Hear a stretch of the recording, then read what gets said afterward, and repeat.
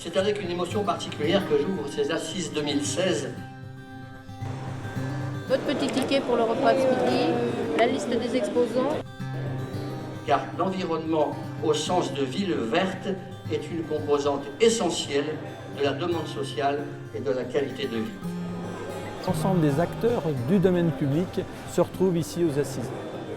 Mes amis, un grand merci pour votre écoute attentive et bonne journée à tous.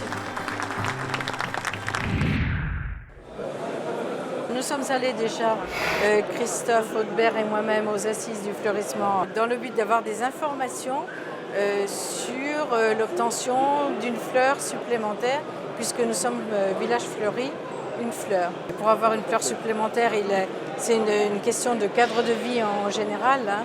Ça peut être également le travail qui est fait au niveau des chiens, des déjections canines, tout un ensemble d'éléments qui contribuent au cadre de vie général pour les habitants et les touristes, puisque nous sommes ville touristique.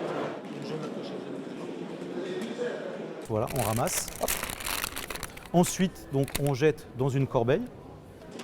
Donc déjà, l'idée, c'est de pouvoir collecter la déjection soit sur des espaces canins dédiés, spécifiques, soit à partir de sachets papier, donc ce type de sachets papier. La collectivité donc, va récolter donc, tous ces sachets papier avec les déjections dans les corbeilles, va pouvoir les mettre dans un bac à compost qu'on trouve là, donc d'un polluant qui est une déjection, qui n'est pas très esthétique et qui est vraiment gênant. On va avoir un produit que les espaces verts vont pouvoir utiliser pour tous les végétaux de la commune et le développement des végétaux. Ça marche aussi bien sûr chez le particulier. Les espaces verts, c'est quelque chose qui est vital pour les êtres humains, pour les habitants, pour les citoyens. Donc il faut les protéger et les considérer comme un véritable patrimoine. Parce qu'ils font partie de l'espace public au même titre qu'une place publique, que le mobilier urbain, que l'éclairage public ou bien que l'école du quartier. Et c'est quelque chose qui est essentiel à la vie des habitants. C'est un produit et qui sort à 550 €. C'est vraiment des produits. En connaissant les contraintes d'implantation de l'arbre en milieu urbain, donc on a créé ce produit qui donc en fait nécessite pas les décaissements que l'on peut trouver, que demande un arbre. Et en fait, vous économisez en eau également parce que les plantes que l'on plante, ce sont des plantes grimpantes, persistantes, donc qui nécessitent peu d'apport d'eau, pas d'engrais, qui n'apporteront pas de déformation de chaussée et donc qui s'intégreront très bien avec le milieu urbain. Avec beaucoup de zones urbanisées et avec des minéralisations de plus en plus importantes pour justement éviter les entretiens des espaces verts. Donc c'est là où notre produit a sa place.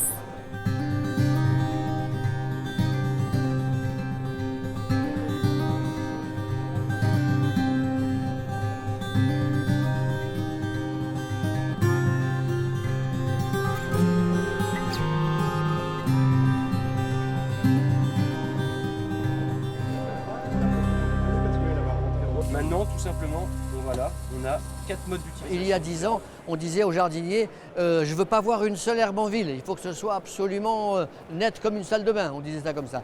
Et maintenant, c'est tout le contraire. On leur dit les herbes en ville, ça fait partie de la vie en ville, donc on ne les désherbe plus chimiquement. Et donc l'herbe maintenant, je ne dirais pas avec beaucoup de culot qu'elle fait partie du patrimoine, tout de même pas, mais elle fait partie de la vie en ville.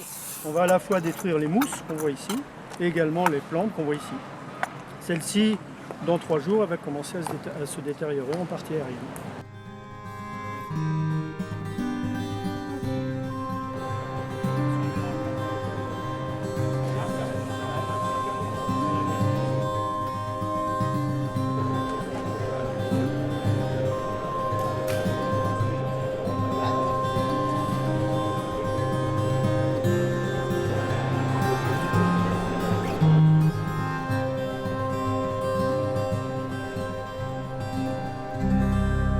Moi, j'interviens autour de 2 thématiques dans la partie table ronde.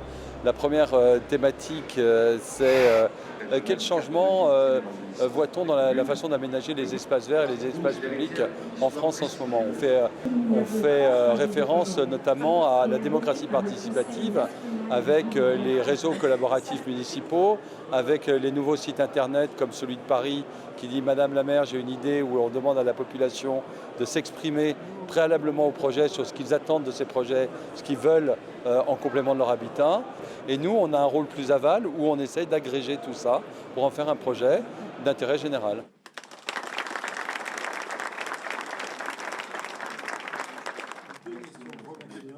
Là, il faut qu'on aille vite. Est-ce qu'il y a quelqu'un qui veut poser une question? Sinon, on va passer à la conférence suivante. Merci à tous. Qu'est-ce que c'est les enjeux sociaux? Est-ce que c'est nouveau? Donc, ces enjeux sociaux, après une brève exploration du passé urbain et des espaces verts des villes, je vais donc les qualifier et voir ce que nous, gestionnaires, mais aussi élus, on peut faire pour agir en prenant en compte ces enjeux sociaux. Donc une synthèse au niveau de l'urbanisme semble nécessaire. Il y en a une qui est proposée par Frédéric Steiner. Donc lui, il a dit je vais définir un urbanisme paysager écologique qui serait constitué de l'urbanisme paysager, synthèse architecture, paysage, et de l'écologie urbaine. Aujourd'hui, si on veut être compétitif dans nos différents travaux, il faut déjà créer comme il faut. C'est-à-dire arriver à penser l'entretien qui est derrière. Il faut arrêter de créer des choses sans être capable de l'entretenir parce qu'on l'a mal pensé. Aujourd'hui, les créateurs d'espace, ça devrait être ceux qui les entretiennent. Donc, vous me faites 2 rangs, 2 rangées, voire 3 rangées.